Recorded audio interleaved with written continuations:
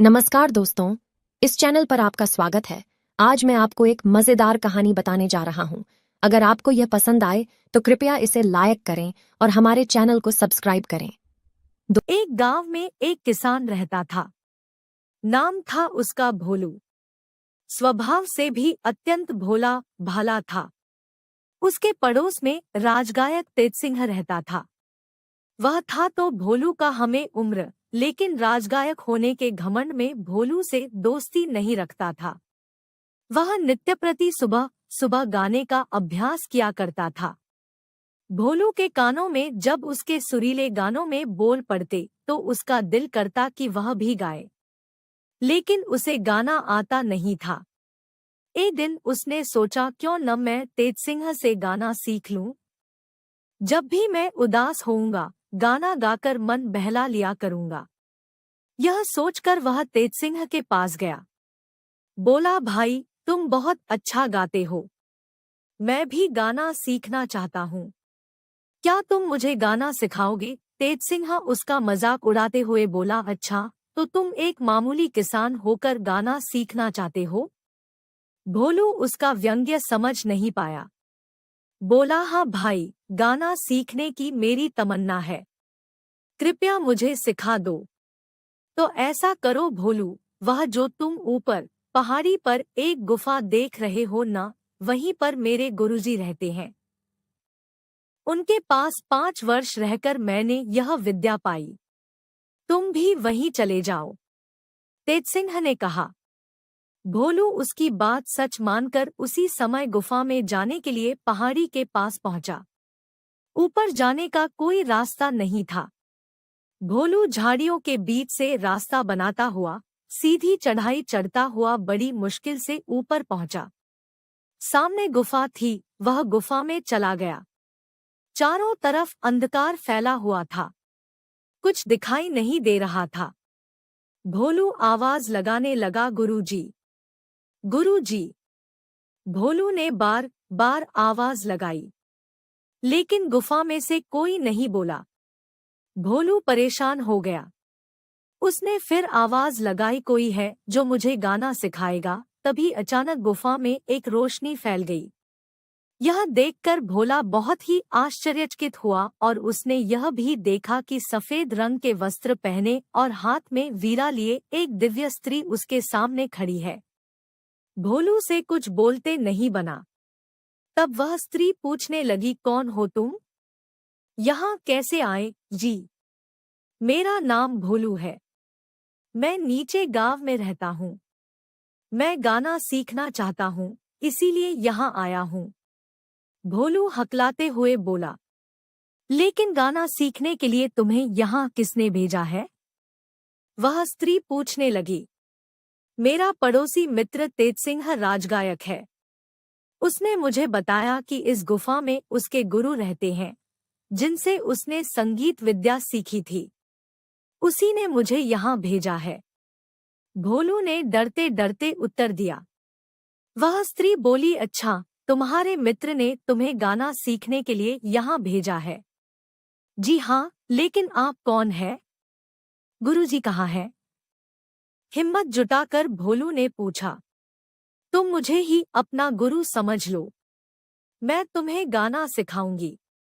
वह स्त्री बोली, तो आप संगीत की देवी हैं, मेरा प्रणाम स्वीकार करें। ऐसा कहकर भोलू उस स्त्री के चरणों में झुक गया। देवी ने उसे आशीर्वाद दिया। फिर भोलू को लेकर अंदर एक विशाल कक्ष में जा पहुंची। वहां बहुत से व्यक्ति बैठे हुए थे। कोई वीणा बजा रहा था तो कोई इकतारा, कोई गाने का अभ्यास कर रहा था। देवी बोली, भोलू तुम यहाँ बैठ जाओ और इन सबको गाते बजाते देखो। यह कहकर देवी दूसरे कक्ष में चली गई। भोलू अब प्रतिदिन वहां आने लगा। गुफा में पहुंचते ही देवी उपस्थित हो जाती और भोलू को संगीत कक्ष में ले जाती। इस तरह 1 महीना बीत गया। अगले दिन जब भोलू गुफा में आया तो देवी भोलू के सिर पर हाथ रखकर बोली, भोलू तुम्हारी शिक्षा पूरी हुई, अब तुम बहुत अच्छे गायक बन गए हो। अब तुम्हें यहाँ आने की कोई जरूरत नहीं। भोलू बोला, लेकिन देवी, मेरे मित्र को तो 5 वर्ष गाना सीखने में लगे थे, फिर मुझे इतनी जल्दी कैसे आ जाएगा? भोलू, जो मन के अच्छे होते हैं वे केवल परिश्रम करते हैं, फल की तरफ ध्यान नहीं देते, इसलिए उन्हें हर विद्या का ज्ञान शीघ्र प्राप्त होता है। मैंने 1 माह में तुम्हें हर तरह से परख लिया है। तुम एक अच्छे गायक बन चुके हो। यह कहकर देवी अंतर्ध्यान हो गई। गुफा में अंधकार छा गया। भोलू गुफा से बाहर आ गया। अपनी आवाज को परखने के लिए गुनगुनाने लगा। उसे लगा कि वह अजदा गा रहा है। उसका हौसला बढ़ा। वह खुलकर गाने लगा।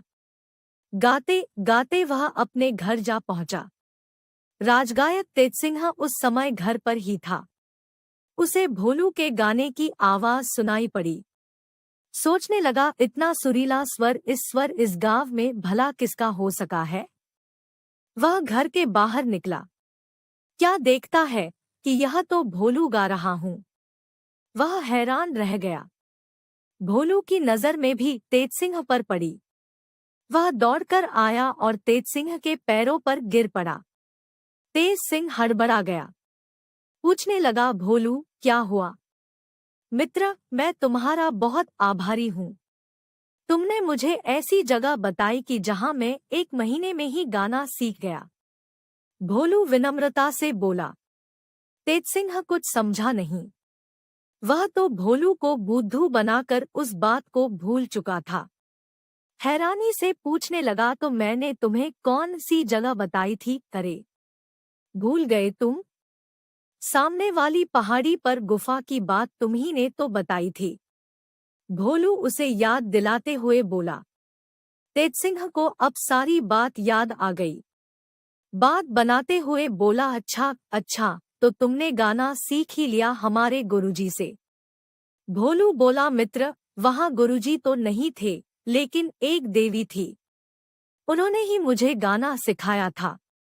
तेजसिंह मन ही मन जल भुन गया। उसने तो वहाँ की गुफा की बात की थी, लेकिन यह तो वहीं से गाना सीख आया। वह भी इतना अच्छा। वह कुछ बोला नहीं और अपने घर के अंदर चला गया। अब भोलू प्रतिदिन सुबह अभ्यास करने लगा। तेज सिंह को उसकी मधुर आवाज के आगे अपनी आवाज फीकी लगने लगी।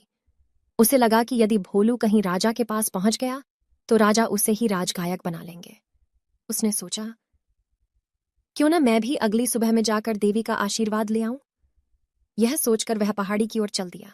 ऊपर गुफा में पहुंचकर तेज सिंह ने आवाज लगाई, संगीत की देवी, मैं गाना सीखना चाहता हूं।